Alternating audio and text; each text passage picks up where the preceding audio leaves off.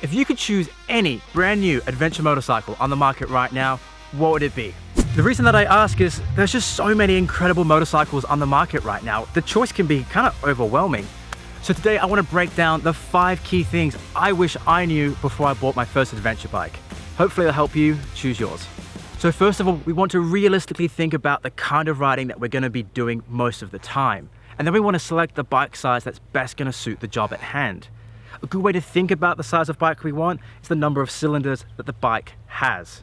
We have singles, twins, and triples in the adventure world, so let's quickly break it down in the most basic way possible. Singles are going to be really great for lightweight off-road riding. Obviously their weight is going to be far lower and they're going to produce really great low-end power, which is perfect for riding in the woods. The disadvantages here, of course, are going to be the higher maintenance costs and the lack of performance and comfort on highway riding. Moving on to twin cylinder bikes now, this is really where the party's happening in the adventure world.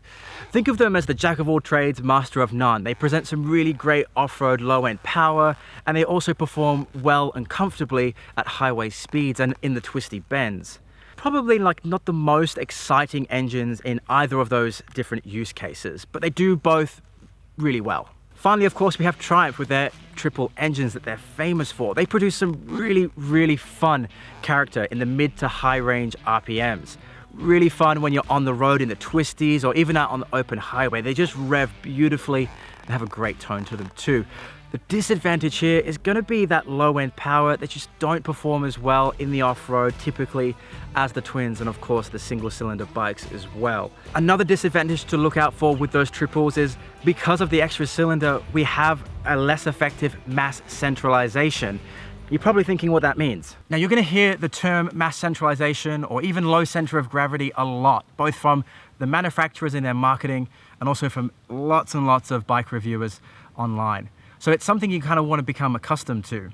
When we talk about mass centralization, we're talking about the reduction of gyroscopic forces on the bike's handling. And this is in order to produce a bike that has a more agile character. A really good example of that is right here on my KTM 790. We have these infamous low slung fuel tanks. This does a really great job at keeping that weight centralized, and that is why this bike is so well regarded as handling extremely well, particularly in the off-road scenarios. We see other manufacturers moving this way. The Yamaha World Raid Tenere adopting low slung fuel tanks. It's also why the GS 1250, for example, handles so well despite being such a big bike. Those big heavy cylinders at the bottom of the bike really help with how that bike feels in its agility. It's also an area where you can definitely see some of the competition fall away. For example, you'll notice that the bikes such as the regular Yamaha Tenere and the Triumph Tigers, they have really high fuel tanks. These bikes present a top-heavy feeling that gives you a very tippy sensation, something that bikes like this simply don't. Next thing to consider when buying a new adventure motorcycle are the wheels. We're talking both the wheel size and if they're tubed or tubeless. And this is actually still something I'm undecided on. Now let's talk about wheel size first. Adventure bikes are coming in really 2 flavors. We've got the 19-inch front wheel, we've got a 21-inch front wheel. Now a 19-inch is going to be something that you find on more of your street-focused adventure bikes. Things like the GS adventure bikes and the street variants of other popular adventure motorcycles. That front wheel at 19 inches provides a real agile platform for the bike when traveling on tarmac roads. But when it comes to off-road, 21 is what I like to opt for. Having that bigger front wheel just helps with tackling obstacles out on the trail. Things like rain ruts, sticks, rocks, logs, all that is a lot easier to tackle when riding with a big 21-inch front wheel. However, when it comes to tube and tubeless, I'm still undecided.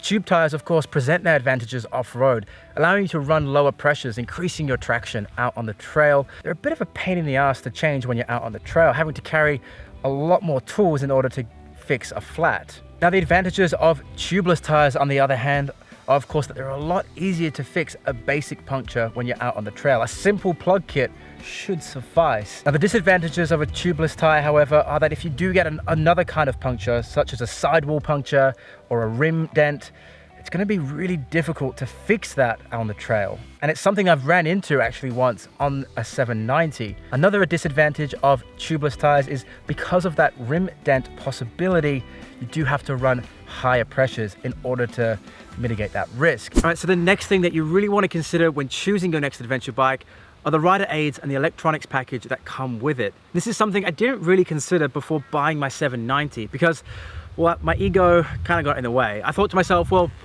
I'm an old motocross rider. Surely I'm just going to ride without traction control, without off-road ABS. Who needs that?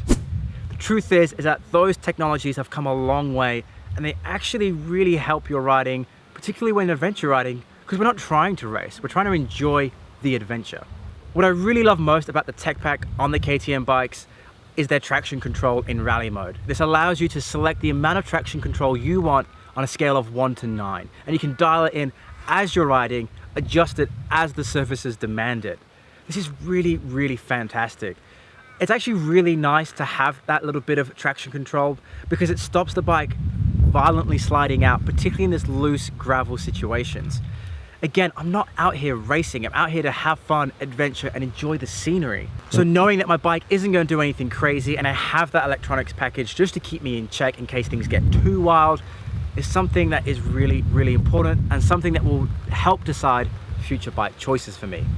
Okay, so last but certainly not least, leave some cash in your bike budget for aftermarket parts. Now, of course, I'm not saying that you absolutely must spend more money on your motorcycle and trick it out with all these fancy parts. I'm just saying it's pretty fun. So with that in mind, I really wish I had a little bit more cash at the start of my bike build so I could build out the bike how I have it now a bit sooner. Even if it is just small things that can help compensate for the small shortfalls of the motorcycle, such as things like crash protection. Perhaps you want to leave a little bit of spare cash to revalve your suspension and put a stabilizer on the bike straight away. Whatever it might be, consider this in your bike budget and have a look into the aftermarket offerings to make sure there is a range of support for your motorcycle. And if you are new to the adventure motorcycle scene and you want to avoid the most common new rider mistakes, check this video right here.